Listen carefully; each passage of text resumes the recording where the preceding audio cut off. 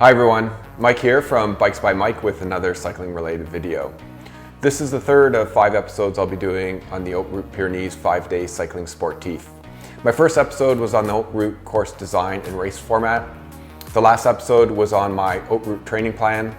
And now this video is on nutrition, supplements, and fueling strategy. Episode 4 will be on bike maintenance and setup. And the final episode 5 will be on race coverage and post-race wrap-up. Okay, let's get to it. Disclaimer, I'm not a coach, trainer, physician, or sports scientist. I don't know you and I don't know what is best for you. After years of trial and error, mostly, I know what works for me, but that may not be what is right for you or safe for you. All right, now that we got that out of the way, let's get to it. I'll break this video into 3 sections: general nutrition and diet, ergogenic supplements, and exercise fueling. As for supplements, they can be taken to address a variety of issues such as these: the management of micronutrient deficiencies, the supply of convenient forms of energy and macronutrients, direct benefits to performance, and indirect benefits such as supporting intense training regimens and post-exercise recovery. As the focus of this video is on supplements that aid training, I will only deal with items 2, 3, and 4. I do take a few dietary supplements, including vitamins, that are for the purpose of maintaining good overall health, but I won't mention those as it will simply cloud the issue. Let's start with general nutrition and diet. I won't spend too much time on this one as it will become too all-consuming, but it's worth touching on the basic approach I take to nutrition and diet as it has some relevance to the later discussions on supplements. First, I'm not a vegetarian, but I have reduced my meat intake over the past couple of years. My wife and I are flexible when planning daily menus. I would say that the majority of our weekly menus are now vegetarian. The only constant from week to week is that we have at least one power salad dinner, basically a large salad with a protein added to the mix. It's healthy and easy to prepare. Second, we don't go super crazy with vitamins, but I will mention the ones we do take. We take them as we feel that the consequence of being deficient in any one of them is serious enough that is worth taking a supplement as a sort of safety precaution. Vitamin D is important for optimal muscle function. A deficiency in vitamin D is known to cause muscle fiber atrophy, slow peak muscle contraction, prolonged time to muscle relaxation, and increased risk of muscular pain. Fast twitch type 2 muscle fibers are particularly sensitive to vitamin D deficiency. And vitamin D deficiency is common among athletes and the population as a whole. Over half the population is vitamin D deficient. Vitamin D is naturally derived from UVB sunlight, but almost none of it can be derived from our diet. Vitamin B2 is important for the metabolism of carbs, fat, and protein, and the protection of energy via ATP. The athletic benefits include improved endurance and delayed onset fatigue. It also helps treat migraines, which is another reason I take it. Omega-3 has positive effects on cognition, cardiovascular dynamics, and muscular recovery, but not necessarily on endurance performance. Cold Effects has a combination of ingredients with the main one being ginseng. It has not been scientifically proven to reduce the risk of contracting colds and flus or reduce the duration of illness. There was at least one study produced that showed its effectiveness, but that study was later challenged in the courts. We take it anyways, as anecdotally we think it may work, but who knows. Athletic Greens is a super green mix of 75 vitamins, minerals, and whole foods. Among everything else, it includes 2 specific ingredients helpful to athletes. First, CalMag. Magnesium is vital for the conversion of glycogen to glucose. Without sufficient levels, the body switches from aerobic to anaerobic metabolism. Plus, athletes are commonly deficient due to the loss of magnesium and sweat. Calcium is important for overall bone health. Second, vitamin C, which is an important antioxidant with a role in slowing down the process of cell damage within the body. Since athletes cause more damage than sedentary folks, it may be beneficial to take vitamin C supplements, although the science is not totally clear on this. Lastly, my wife and I practice both time-restricted eating and prolonged fasting. As a point of clarification, there is a difference between what is called time-restricted eating and intermittent fasting. Time-restricted eating, also known as time-restricted feeding, is when you limit food consumption to a specific, consistent eating window say 8 to 10 hours or less a day, and is focused on when we eat, not what we eat. With intermittent fasting, you change the duration of the fast. So some days you may not fast, and other days you may go a day or more. Time-restricted eating is just one form of intermittent fasting. I also do what is called a fast or a prolonged fast. Not on a regular basis, but say every month or two. For a prolonged fast, I'm talking about where you are not eating anything for say 36 hours or more. The important takeaway here is that its purpose is completely different than that with time-restricted eating or intermittent fasting. It's like comparing apples to oranges. So what's the difference? Unlike time-restricted eating or intermittent fasting, with a prolonged fast, we are triggering a biological process called autophagy. Cleaning house, so to speak. We are placing the body in a state where it is cleaning out damaged cells and regenerating new ones. Or think of it as your body eating itself. Auto meaning self, phage meaning eat, get it? The process of autophagy is undisputed. It is an evolutionary mechanism that allows cells to be provided with a source of energy during periods of metabolic stress. Dysfunctional autophagy has been linked to cancers, infectious diseases, heart disease, and many other serious health issues in the overall process of aging. The science on the health benefits of autophagy is in the early stages, but the evidence is starting to mount that autophagy provides the following direct health benefits: anti-aging, managing inflammation, induce mitochondria repair, reduce the risk or potentially reverse forms of cancer and neurological diseases like Alzheimer's and Parkinson's. This is a big one. It is well known that cancer cells rely more on glucose to survive. Researchers are looking to answer the question, if you cut the supply of glucose to cancer cells, which is what happens for a long fast, will it kill the cancer cells? It's a very interesting question. As you fast or rely on a keto diet, your glucose level drops. As this level drops to a level approaching 1.5 parts glucose to 1 part ketones, we enter a therapeutic zone of maximum autophagy. This therapeutic zone kicks in around 36 hours into a fast and maxes out around 72 hours.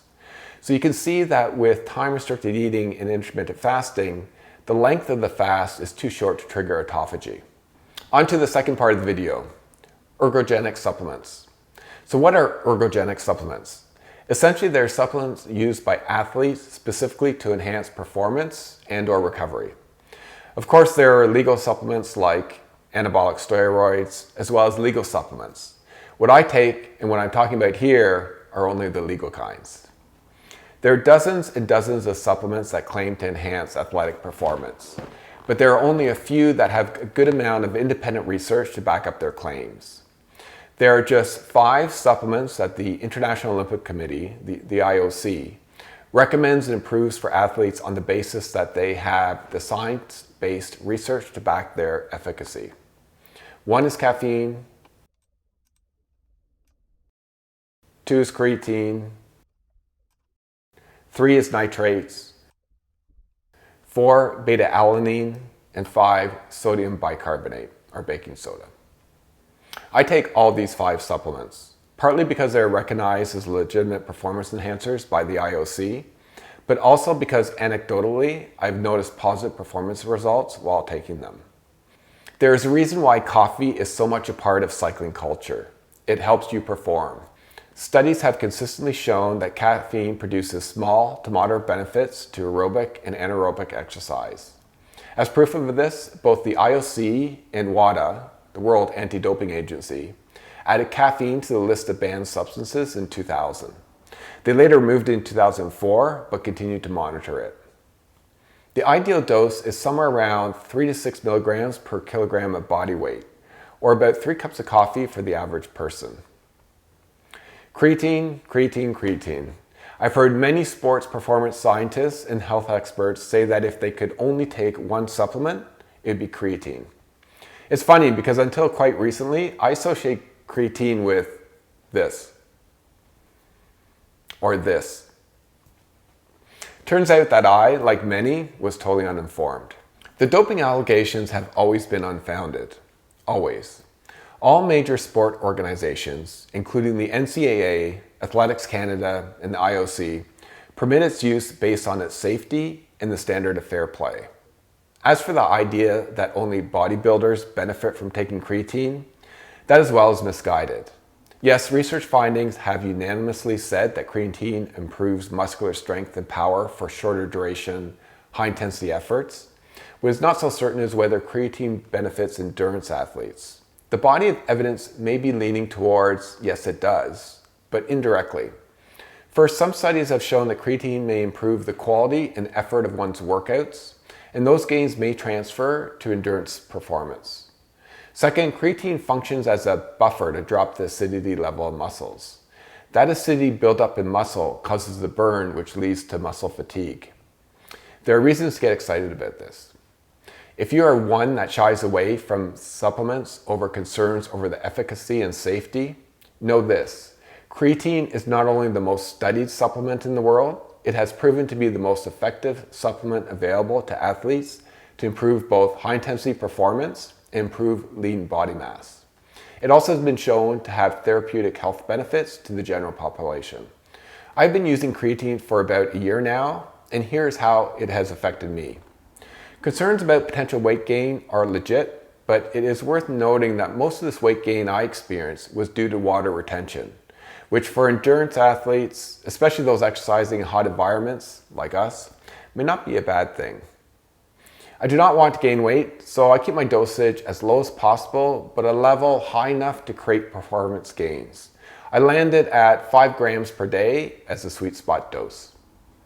While I have dropped a few pounds while taking creatine, I associate this with a change in diet rather than the intake of creatine. Regardless, it's a good result. What I also noticed is that I gained muscle strength and reduced body fat. No, I didn't test it in the lab, but I know my body and I can tell that I'm stronger and leaner than I was a year ago. Okay, nitrates.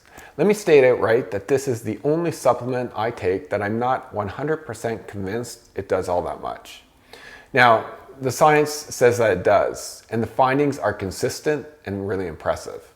Nitrate supplementation improves performance for endurance sports, particularly for power output and time to exhaustion.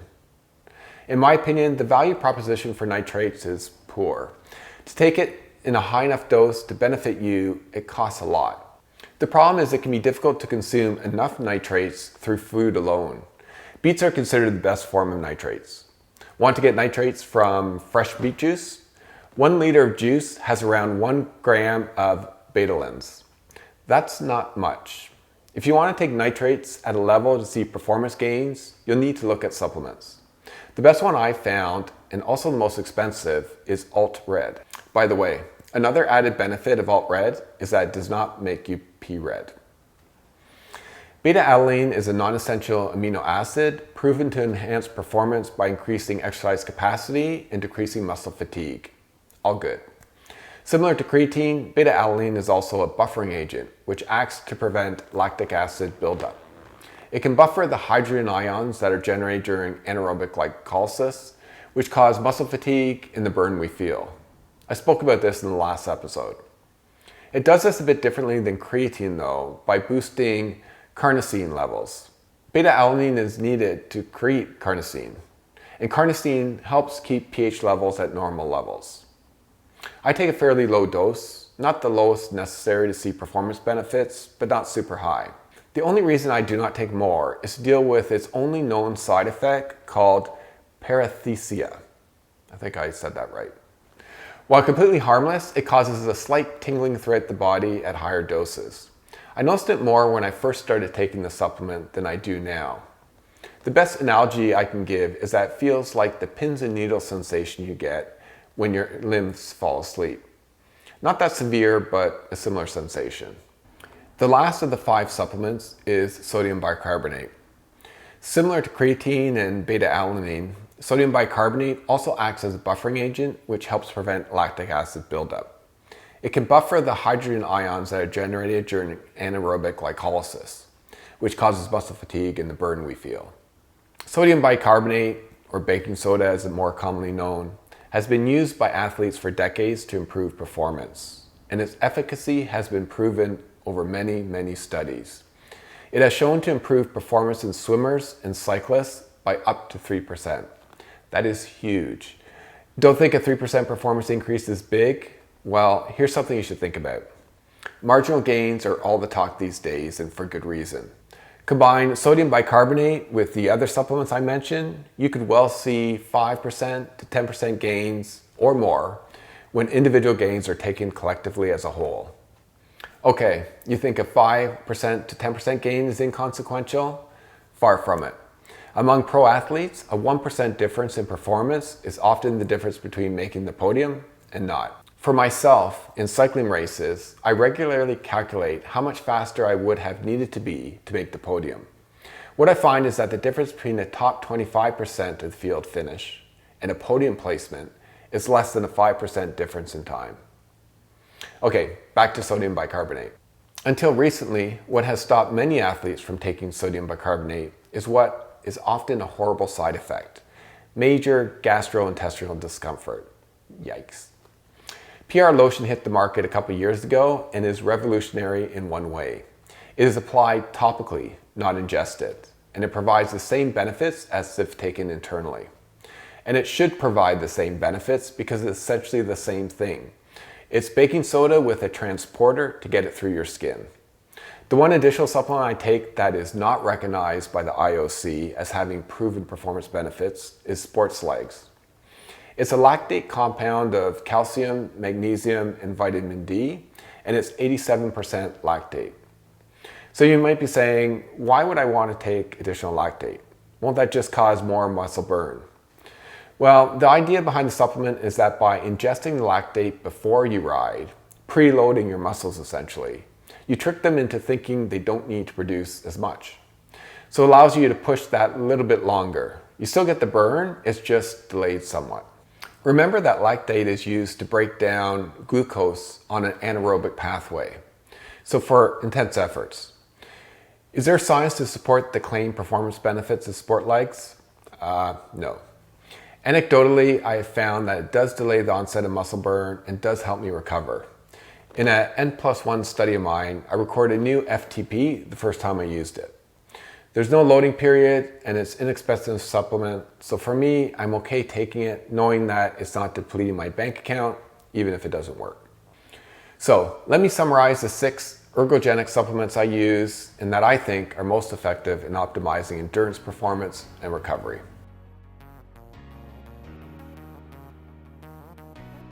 The first is coffee, 3 to 6 milligrams per kilogram of body weight, or 3 cups a day, for aerobic and anaerobic performance improvements. The second is creatine, 5 grams per day, for muscular strength and overall power. The third is AltRed, 1 capsule 2 hours before working out and every 2 hours thereafter, for improved power output and time to exhaustion. The fourth is beta-alanine, 2.5 grams 2 times per day, for improved exercise capacity and decreased muscle fatigue. The fifth is PR Lotion, apply every 5 hours of exercise, for improved exercise capacity and decreased muscle fatigue. And lastly, Sportlegs, 1 capsule per 50 pounds of body weight, taken 15 minutes before exercise and every 4 hours thereafter, for preloading muscles with lactate to delay muscle burn. Okay, the last part of this video is on exercise fueling. So here I'm talking specifically about what I take for high intensity and long duration rides. The fueling strategy for shorter rides, even for high intensity efforts, quite frankly is not as critical. Because you're not exercising for too long, it's less likely you'll get totally depleted and experience the dreaded bonk. Also, taking in enough carbs during long workouts is just plain tough, because it can be challenging to put into your body as much energy as you're expending. So I will focus on fueling for the long and hard efforts only. I consider liquid fueling the most important fueling strategy because it is 100% essential. You have to drink anyways to keep hydrated, even in cool environments. So I see this as the easiest and best way to get the most carbs I need for my workouts. Sometimes I like the taste of just pure water, but when I do this, I always feel like I'm missing a great opportunity to consume calories at the same time. The general guideline for carb intake on high intensity efforts lasting more than 2.5 hours is about 60 to 90 grams of carbs per hour. What is frequently not mentioned is that this benchmark is set on the maximum amount of carbs a typical person can tolerate before suffering GI issues. It is not the equivalent to what a person burns per hour or what they need to sustain the effort. The amount is only sufficient to maintain glucose levels at moderate intensity exercise. For hard effort, say a race, you could easily be burning 120 grams of carbs per hour. The stored form of carb is glucose and glycogen. Glucose circulates within your blood, and the more refined and complex glycogen is stored both in the liver and throughout the muscles in your body. Total glycogen stores in the body are around 500 grams, with about 400 grams stored in muscles and 100 grams stored in the liver. That sounds like quite a lot of glycogen, right? Well, the problem is that glycogen can't go from one muscle to the other. So muscles that aren't active during cycling won't contribute much to fueling your exercise. Damn. More bad news. During high intensity efforts, you can burn through your liver glycogen stores in just over an hour and experience the dreaded bonk. In my own personal experience, the general guideline of 60 to 90 grams of carbs per hour is totally insufficient to keep my energy level up and to continue to ride strongly for race-paced situations. I need at least 50% more, 120 grams, and ideally 2 times the recommended intake, 160 grams, to be at a point where my performance doesn't drop due to insufficient fueling. So your body can tolerate up to 6% carbohydrate solution to deliver a maximum of 90 grams of carbs per hour before you run into GI problems. The main reason for GI distress is that above this rate, the rate at which your stomach sends the carb liquid to your intestines declines. With nowhere to go, it sits in your stomach, causing bloating and other GI issues. Not nice. Now, if you try to bump up your carb consumption to, say, 14%, essentially doubling the amount of carbs your body can tolerate, you can imagine how that will make you feel. Not good. This is where Maurtens Hydrogel comes in. It comes in either a drink or gel form, but the ingredients are the same. A mix of sugars, fructose and maltodextrin, to maximize glucose delivery throughout your body with salt and a specific mix of pectin and sodium alginate, which are the gelling agents. Alginate is a form of algae derived from seaweed, which is used commonly in the food industry. The carb concoction gelifies. Is that a word? When combined with the acid in your stomach. Intact in the stomach, it can be digested like solid food, but with the convenience of liquid delivery. Does it work? Yep. And there's independent research to back it up. The addition of sodium alginate pectin hydrogel, like Maurtens, to a highly concentrated carb beverage significantly enhances the gastric emptying rate in comparison to typical sports drinks. One single serving, the 500 milliliter bottle of Maurtens Hydrogel sports drink, delivers 80 grams of easily digestible grams of carbohydrates. Right there, I've already consumed the recommended hourly intake of carbs for high intensity efforts. By comparison, if I wanted to achieve this level of consumption without Maurtens, by way of solid food, Cliff bars say, I would need to consume 2 bars to get the equivalent 80 grams of carbs. But since I need to stay hydrated, I need to drink some water as well. No surprise then that Maurten is commonly used in the pro peloton. There are also some great stories out there of ultra-endurance athletes relying solely on Maurtens to fuel their full day or multi-day races. My next important go-to fuel is maple syrup. Yes, you could use gels instead, but why would you? Here are a few reasons why maple syrup is a perfect fuel for cyclists and why gels are not. I've already talked about the GI issues often associated with high carb intake. It's been shown that between 30% and 90% of runners and other endurance athletes experience GI issues when exercising. Symptoms vary in severity, but all of them are unpleasant. We're talking about nausea, vomiting, diarrhea, upset stomach, and bloating.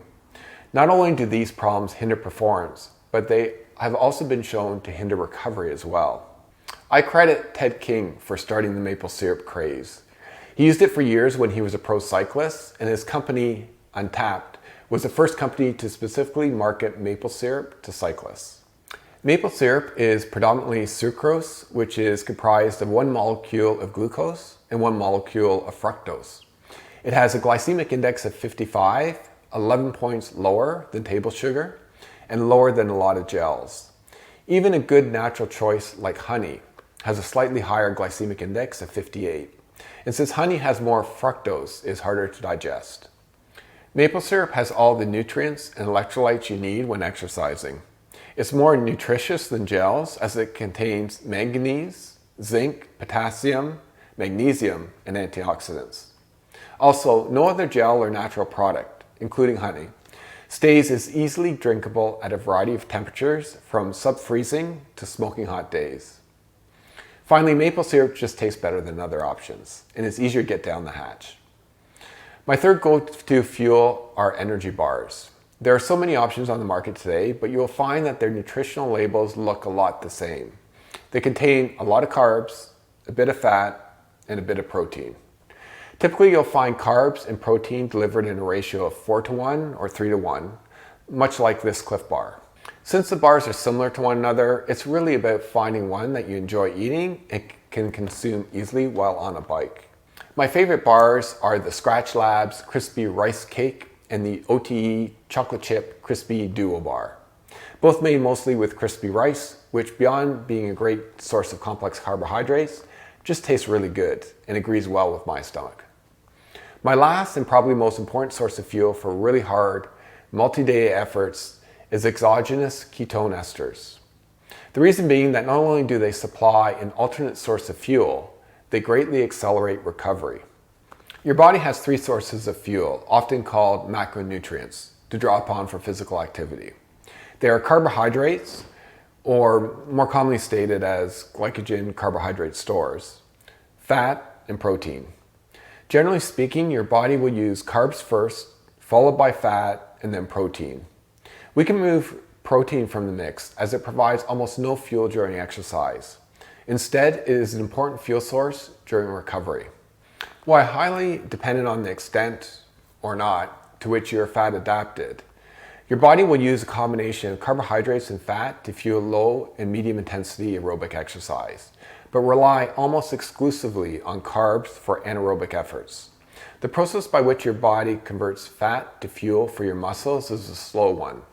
So put basically, your body cannot process fat fast enough to fuel high intensity efforts. This is where ketones come in. When your body is robbed of carbs, it turns to fat. In the process of digging into fat stores, your liver breaks down fat into energy-rich ketone bodies. Now your body has created another source of fuel, a 4th source, for low to moderate intensity exercise. Those on a ketogenic diet, think low carb, are forcing their bodies to turn away from carbs as a primary source of fuel towards fat and ketones.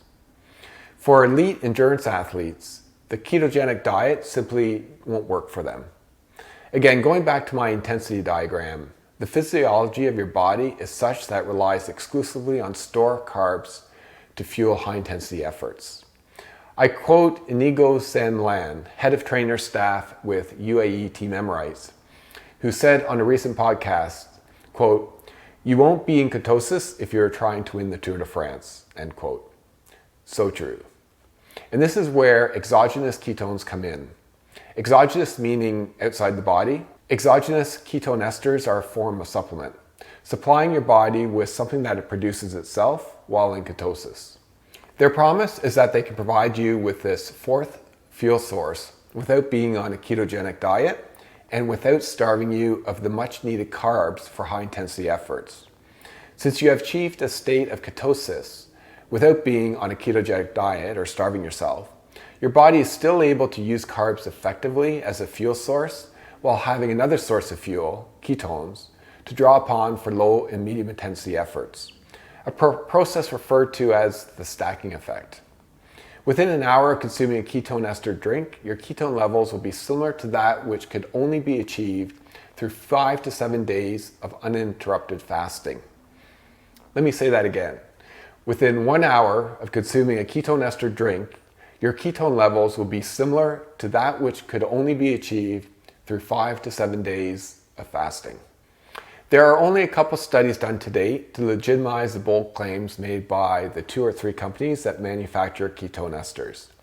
However, ketone esters have been widely used in the pro peloton for several years now.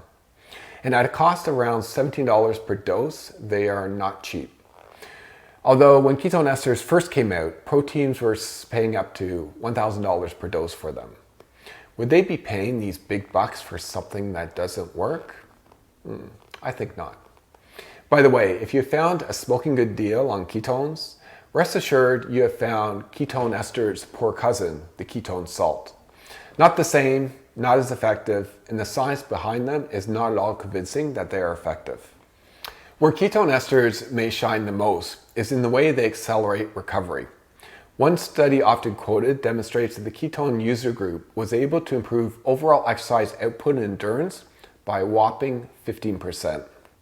While the debate over the positive and negative effects of exogenous ketone esters will continue on, what is pretty clear is that this supplement should not be used all the time. In doing so, one will most certainly push their body beyond the point of positive adaptation into overreaching and overtraining syndrome. Okay, let's now summarize the race day fueling and hydration protocol.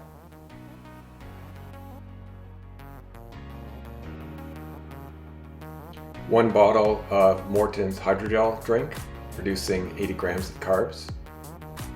3 tablespoons of maple syrup, producing 42 grams of carbs.